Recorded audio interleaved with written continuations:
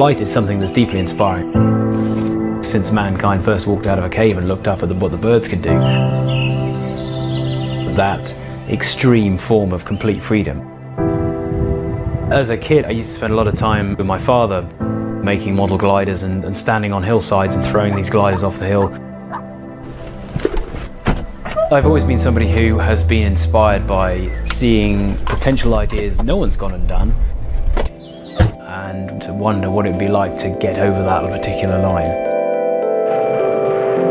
Mankind's attempts at flight up for the last 100 years have largely revolved around putting human beings inside flight vehicles. The challenge was, could we apply a different approach?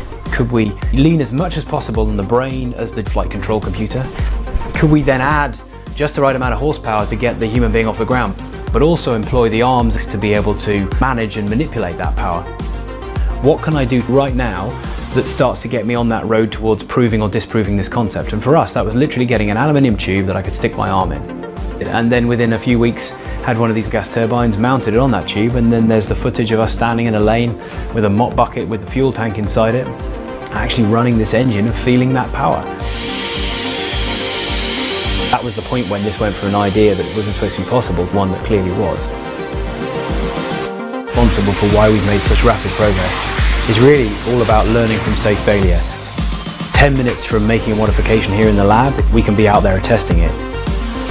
And if that involves falling from a couple of feet onto either boarding or even concrete, you assess quickly what's the risk of that. If you're reasonably well padded and armoured up, then actually that's a risk worth taking. These gas turbines, the ones on my arms, they only weigh less than 2 kilos each, but they put out 22 kilos of thrust each. The engine on the back is even more powerful than two put together. We're rolling with about 1,050 horsepower across the entire suit. So this is where I used to come with my father. I had that close time with my dad here.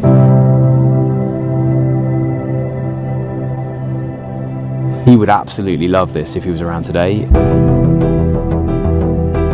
We're testing flying in some interesting gusty and quite turbulent conditions. As you go, you stand, you're ready to take off, you instigate start, you can hear 6 little solenoids tick over as the fuel valves open.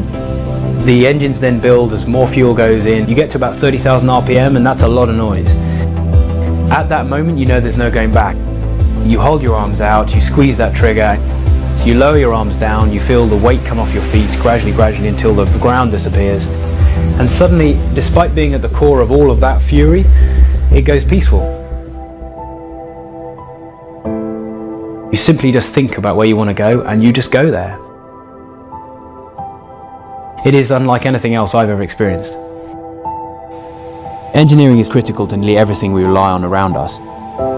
It's a wonderful journey of creativity, of turning an idea, even a fanciful idea, into something tangible that actually can go and change people's lives.